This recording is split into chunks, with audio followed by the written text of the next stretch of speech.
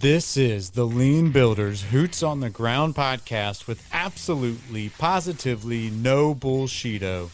Join us as we dig into exactly what lean construction is and how we can use these concepts and strategies in the field.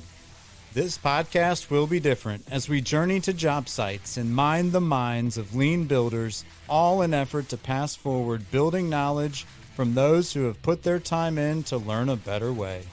Because that's just what lean builders do.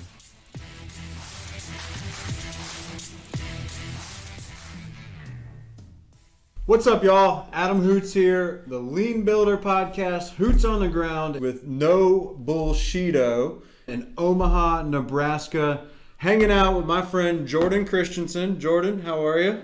Doing good. Good. Welcome, man. I want to introduce you to the Lean Builder Nation. Tell the nation your Tact journey and just better understand who Jordan is. So take it away. Give us a quick intro, huh?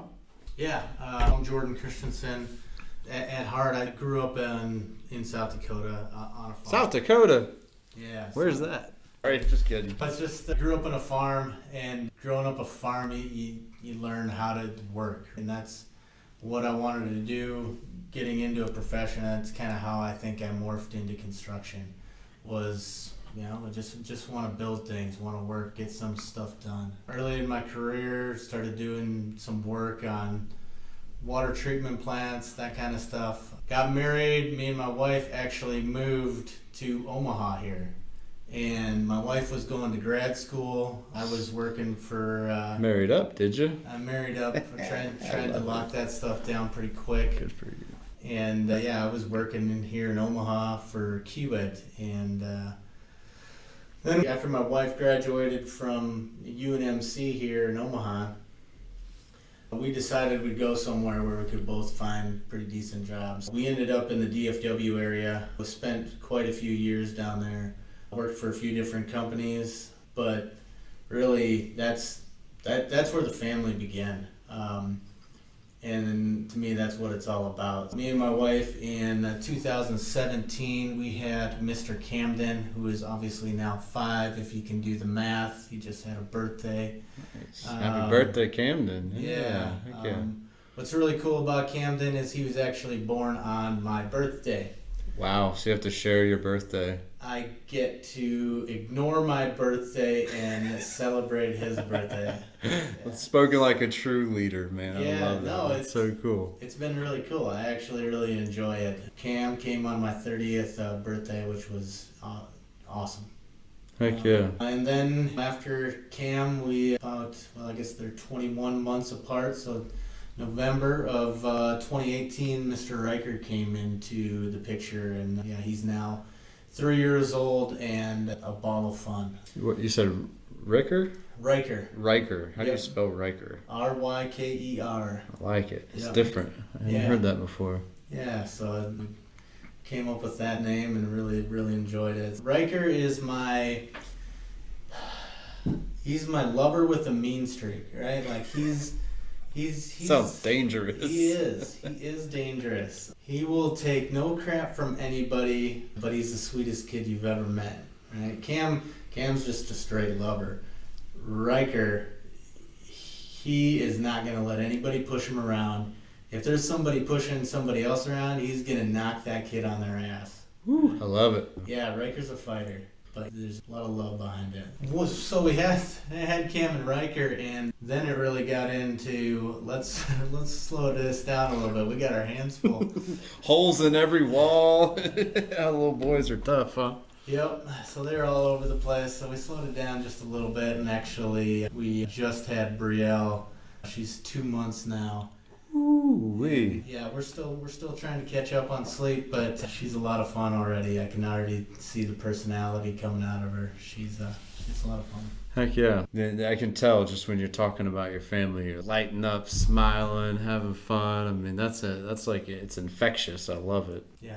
I tell you what, I miss those days. My wife used to call me the swaddle king. I swaddled my kids until they were like 2 years old. I would literally get them down in a blanket. And if you don't know what swaddling is, right, there's like babies when they're first born, they like to feel like they're in the womb, secure and safe. And boy, I would like tighten them up, roll them up like a little burrito. Man, that was like my favorite part of having kids. Yeah, so it's funny you mentioned that. And then every single one of my kids are like Houdini. You could swaddle them as tight as possible. We've tried like the Velcro swaddles, zippers, everything. Like every night there's at least one arm hanging out. Right? Like cannot keep that stuff in whatsoever. So this might be a little weird, but I'd like to take that challenge. Can I swaddle your baby? Go for it. Good luck. I had her so tight last night, and she literally pulled her arm out of her sleeper and the swaddle, and it was just dangling up here in the morning. Ha ha, I got you. Yeah, that's hilarious. So how does that relate to tact planning or trade partners, and how, as we're going through and we're trying to drive clarity, consistency, focus on the goal, like there's always somebody that seems to slip an arm out. What does that look like? How do we fix that? What do we do about that? Well, I think, to that point, there's always going to be somebody that comes off the tracks, right? Yeah. So if it's, trying to break this or break the rules here, break the rules there, it's about keeping everybody accountable and keeping everything consistent. So if that one person, pulls their arm out or does whatever to throw us off the tracks, with tack planning, it's so visual that you see that they did that right away. Yeah. And you see immediately how that impacts everybody else. It goes back to the lean principles of just respecting people, right? It's respecting your work, the next person's work, and so on. So that's kind of how I think of it, is like, you get that one arm, so everything gets thrown off. You just gotta tackle it as soon as it happens. Absolutely. I like how you put that, because you're kind of you're relating that arm, that breaking of the swaddle to variation, right? And inevitably variation is going to happen in what we do. That's just part of the business. I mean, it's construction. Things happen. That's why we're agile in the field, making things happen. That's why we're the world's best problem solvers. And so how did you get back to Omaha again? I guess, is there a series of events that brought you back here? There are. Actually, how I got back to Omaha was I had a buddy that I worked on a job, actually from Keywood Hensel Phelps project that I worked on. At that time, we're pretty early in our career. We actually hung out in what we called the bullpen. That was open office area, and we were doing Revit lift drawings and schedules. Exciting stuff. I called him up one day. I hadn't talked to him in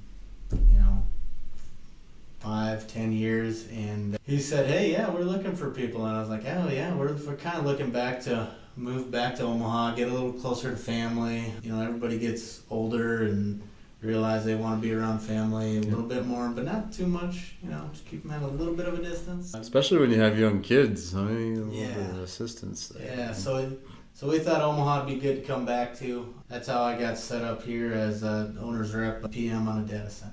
So tell me more about the Tact journey. That really started about 10 years ago, 2012, 2013, when I really started my Tact journey. And I started it before I even knew what it was, right? So I think a lot of us did that too, yeah. Yeah, so we happened to be on a Hensel Phelps Keywood joint venture, and the superintendent on the job, he just had this method of taking the main trades at that time and saying, "Hey, you guys have this area. It is your area for the next week, next 2 weeks, whatever it was," and allowing them to flow between area to area to area. And it just made sense, right? Like, he's probably the best superintendent I've had in my experience. But yeah, it all just kind of clicked and really came together, just understanding how he thought about it and how everything worked together. You kind of see this superintendent. What can you call the superintendent out? Can we share him some love? Sean McConkey. Sean McConkey. He's probably retired by now. I don't know if you're out there, Sean. Thank you. You sparked something in me early in my career. Nice. I love that. Thank you, Sean. You certainly are making a difference still, and you're way ahead of your time, clearly, because we're still fighting to really drive tax planning into the industry, and that's a continuous fight. But continue, take me down the journey. I want to hear more of, how did you get from this one-piece flow or Sean's scheduling, prioritizing trades, all the way down to kind of where you're sitting at now. You mentioned Intact, but I'd love to hear kind of those baby steps, if you will, as you've kind of crawled through your career with tack planning. Yeah, so from that point on, from that 2013 project on, I really made it an emphasis to include crew ties and get crew flow on every job that I had from that point on. I didn't really understand Tact fully until 2017. We were doing TCU Greek Village, and I had an amazing team on that job, and we got to be there, do multiple dormitories. The first one was 7 dorms, the next portion of it was 4 more dorms, and then there was 2 larger dorms as the very last project that we did out there. But that team, just seeing the evolution of that team and how at each other's throats we were in that first project where, of course they gave us the most work to do, all 7 of those dorms going up at one time. But how we grew into what that last project was with the last 2 dorms, it was truly amazing. We finished that last project. Each building was turned over a month and a half early. Wow. But to the actual Tact journey on that, we started out with last planner on the first 7 buildings. And then throughout that project, I set up these meetings. We called them lean lunches, lean Fridays. And, we'd get pizza, we'd get Chicken Express, we'd get the Chick-fil-A, whatever it was, feed everybody, they come in, and we'd talk about a different lean principle every Friday. So I usually led those. I tried to, push it off to other people to help me lead. I tried to grow that, create that expertise within the company. We happen to be at our Fort Worth Arena project, Dickey's Arena now. We were doing the Lean Friday with that team there. Drew Thigpen, who was the regional manager at the Beck Group at that time, he was sitting in that training. I'm pretty sure we had Chick-fil-A.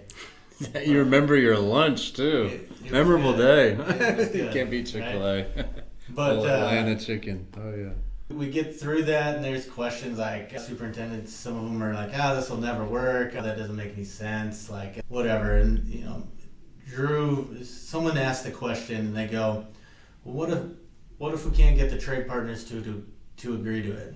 Drew's exact quote, I'm pretty sure I'm quoting you exactly here, was, "Well, then they're stupid." Right? So it was. It's funny, from that point on, I've never had a trade partner that didn't get it. It's always been harder to sell to my own team, to the GC, every trade partner that hears the concept of Tact and understands it. Like, one, they understand it way faster than the GC ever will, because they're always thinking about their crews and how do we make our crews efficient and how do we flow them through the job, right? That's the whole point of it. How do we level our resources? And they just get it. And every GC out there is just like, I'm not going to be able to. Nobody ever keeps their durations. Nobody can ever finish something on time. And it's not the case. You give them the chance to succeed. You tell them that this is their spot, and that they do it. Yeah. My struggle with trade partners sometimes is trying to help them understand that the difference between resource efficiency and flow efficiency. I think a lot of times our trade partners want to, in a silo, make themselves as efficient as possible. Yep. But what they don't realize is when everybody makes themselves as efficient as possible, the whole project runs slower. Yeah. It slows everything down, versus if we can have a specific flow, and it might be a little resource inefficient for some, But in the end, if you're flowing your resources through a space and you're focused on flow efficiency first and then optimizing your resources, that's where you get the real benefit from a time savings, from a GC savings, from a less damaged material, right? Less waste, the overproduction, inventory, et cetera, et cetera. That's where I've had some challenges converting trade partners. I think that makes sense. And some people they're just stuck in there. This task is a 5-person crew, right? And I think you just need to challenge people and say, is it really? You got 5 guys. That's going to take you 8 days. That's not going to work. That doesn't work with everything else that's going on. Or you break that task up into 2 tasks and you find a way to give them even more time than they asked for. So, yeah, absolutely. Or do some prefabrication, do work offsite, or maybe have another trade do some work for them. How can we offload their scope? I mean, there's lots of different ways to balance and level workflow. And the one going back to TCU, what was unique about the first job that we did? A lot of things were unique, but what was really unique is we actually had 2 identical buildings that we did side by side. So we did one building is the same trade partner, same superintendent on both buildings. I'm sensing a bit of a competition coming here, huh? Well, he was competing with himself, and the trade partners are competing with themselves. But nothing better to compete with. Yeah. So we really did one building just off of our traditional CPM schedule. We did the other building off of our Tack plan. And for our first time, I thought we were going to screw it up. We literally implemented this plan 2 weeks before the start of the work. We did this for rough-in and finishes. We implemented it 2 weeks before. We had a meeting with all the trade partners, got all the buy-in, executed zero-cost change orders to everybody, and then started work. And within 2 weeks, you said, of starting the project. Yeah. Interesting. Of starting that scope of work that we were planning on Tack Planning. If you really want to do it, you can make it happen, right? Don't let contracts stop you. Don't let anything stop. Just go and do it. That's my advice to anybody from that. But the results were pretty awesome. The CPM schedule ended on time. The Tack plan ended on time. We were within like a day or 2 of each other. No difference there whatsoever. But what was interesting was the feedback from the trade partners. So on the traditional CPM plan, they basically hit their budgeted labor hours and that kind of stuff. They'd already built, at that point, they would have built 9 of these fairly similar dormitories. So they knew what it took. They knew what they were building. Yeah. And that was huge. But on the Tack plan, we wish we would have done it earlier, right? Because on the Tack plan, mechanical, electrical saved between 10 and 20% of man hours. Wow. And you finished in the same time, right? Or within a day or 2. Time, they just use less resources. Interesting. The fire protection literally cut his man hours in half. The first section that he got, he went in with his typical crew. He had 4 days to do his work. He got it done in 2 days. So what he did is he dropped his crew size down to 2 guys instead of 4 guys or whatever it was for the other ones to meet that new duration. But he had been so used to having to work around everybody else or redoing this or that because of things that got in the way. He had that much contingency basically built into his work hours that he literally was able to cut them in half. Wow. So which job did the trade partners prefer? You don't have to answer that. No brainer. Yeah, you don't have to answer Absolutely that. no brainer. Well, so maybe we can hit up the quick pause button on your Tact journey real quick, and for those of because Tact is it's not a new concept, but it is new to the construction industry. I think a lot of people are picking up on what you're saying. But can you maybe break down what exactly tact planning is for those who may just be catching the wind of this, or this might be the first time they've ever heard that word? Yeah. Tack planning to me, tack planning in construction is really how you flow the job. Right? So it's all about how you create an efficient flow, not just for one trade or a group of trades. It's for everybody across the whole project. In really layman's term, giving every task, every crew the same amount of time in every area so that they can flow from area to area to area without having to adjust resources or demob, remob. It takes all the herky-jerky out of the typical CPM plan that they're used to getting. By herky-jerky, you mean this logic's tied to this one, to that one, to this one, and oh crap, we got to start that because CPM says it, slam it left, but we didn't quite finish, but let's call it 95. Yeah, that's the herky-jerkiness it's that. you're Like, talking okay, about. Yeah. hey, thanks guys, you gave me 2 days worth of work, but now I don't have anything for the next 3 days. What am I supposed to do with my crews, right? Like, come on, let's balance this. Let's give everybody an opportunity to succeed. That's perfect. So tact planning, it's not an acronym, right? It's a German word for beat or baton or rhythm. And we're trying to really get everybody on the same pattern, right? We're trying to get everybody on the same durations, marching through an area so that when something doesn't, you mentioned it earlier, when something doesn't go the way we had planned, when somebody slips an arm out, we're able to slip it right back in, swaddle them up tight again, and make them feel comfortable moving forward. I think I'm understanding you applied it a lot more at TCU in 2017. 2017? Yeah, 2017 was our first project there that we applied it on. 2018, we took that experience and applied it to the next buildings on the campus, and then from that point on, it was, let's do it on as much work as we possibly can. So we did it on multiple jobs.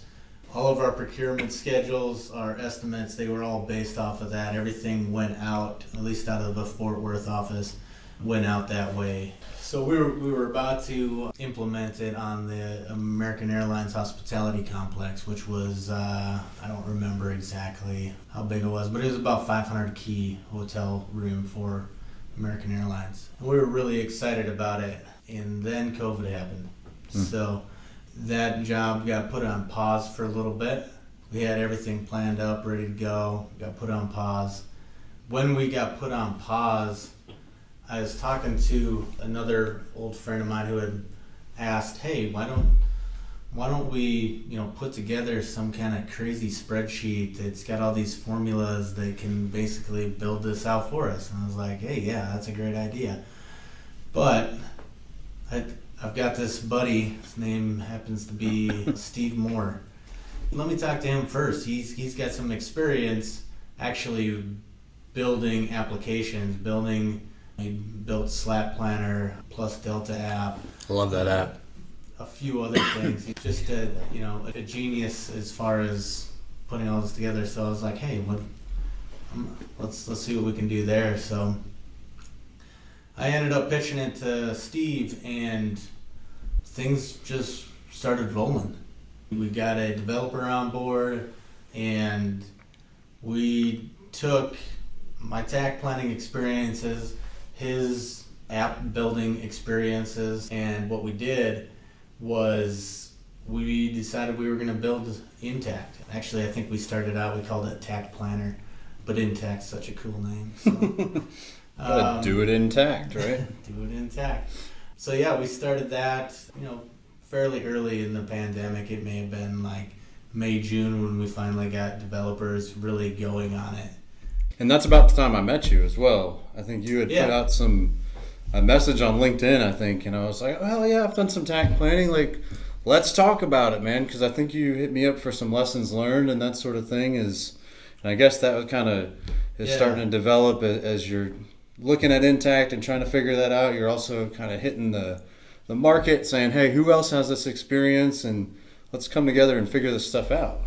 Yeah, I had really put together a LinkedIn post about the American Airlines Hospitality Complex. Okay. Kicked that out. We built that whole thing in a spreadsheet. Looked pretty sweet, and everybody was on board. I put that out and asked everybody in the industry for lessons learned, and that's exactly when Adam Hoots came into the picture and talked about his experiences and the do's and don'ts of this and that. And I think that also fueled the start of Tact. Was okay. Now I've talked to these people in Germany. I've talked to these people in Mexico. I've talked to everybody around the U.S. and pulling all of those lessons learned from all over the world was really how and what we've implemented in Tact today. Yeah, kind of like a validation, like, hey, there's something real here, and how do we take this to the next level and execute on it? Yep. Nice. So, but your journey hasn't stopped there, right? So you've got kind of Tact is developed or being developed. I think you consistently working on it, upgrading, doing things like that. Yep. And you're continuing to apply tact planning on projects moving forward? Yep. Yeah. Right now I'm a project manager on a data center job, and we're from a client perspective, right? From a client perspective. Not a GC anymore. Yes.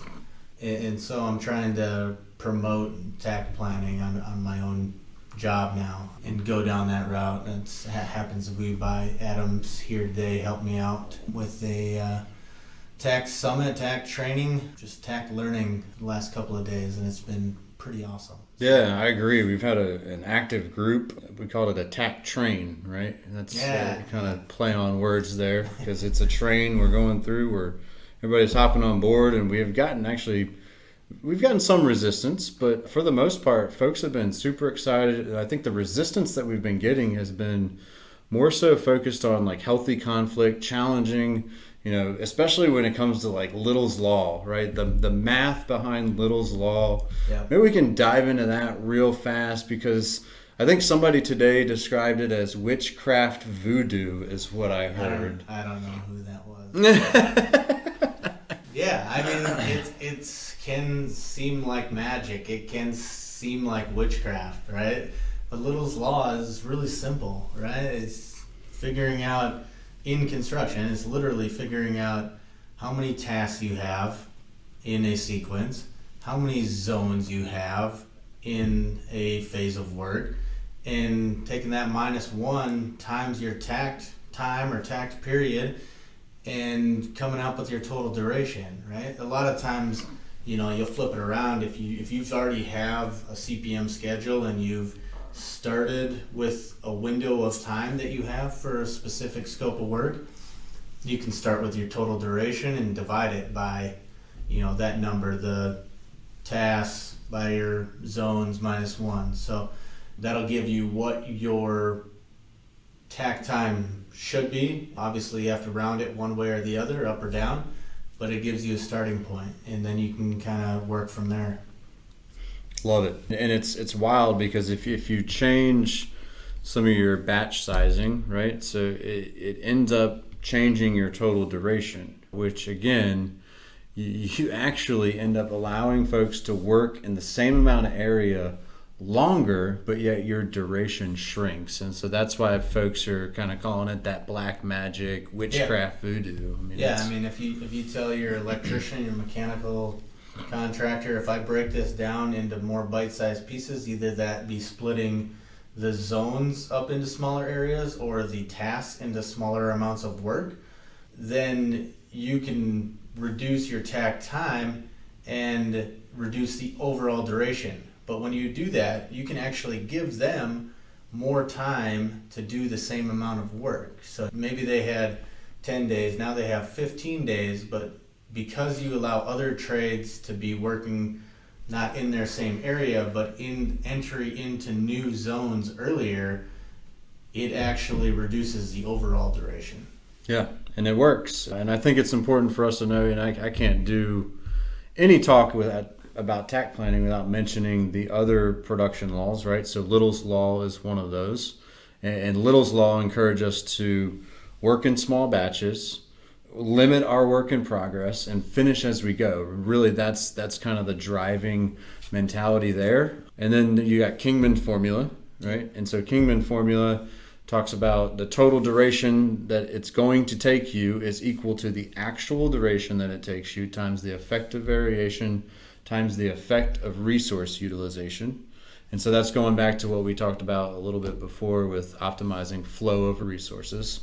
And then the two other ones, the law of variation, which we all know too well, right? Somebody slipped their arm out. We better deal with it now, like you said, or it's going to get worse. And then the law of bottlenecks, which basically says it's the whack-a-mole philosophy. Every time you whack a bottleneck, another one pops up, and it's a never-ending game. Yeah. And you're always going to have a bottleneck, and the key is to optimize to that bottleneck. And tack planning forces us to do that, right? It forces obedience to those laws, and I think that's what makes it so powerful from my perspective, and it's going to benefit our industry tremendously because these are the physics of production. Like if you're fighting these, it's like trying to stay in the air, like on Earth, and you're just trying to jump to stay in the air, but gravity keeps bringing you back down. You'll never be successful if you fight gravity, unless you go to another planet, perhaps. Yeah, I'm sure it works a little better on the moon, but I have to ask my boy Elon. Yeah, I haven't built anything on the moon, so awesome. Appreciate your time hanging out with us, Jordan. This can't be the only time you come on here, so I'd love to.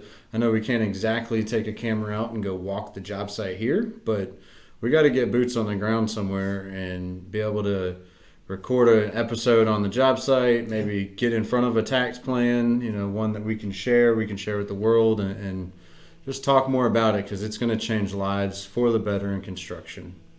Agreed. Yeah, thank you. Appreciate it.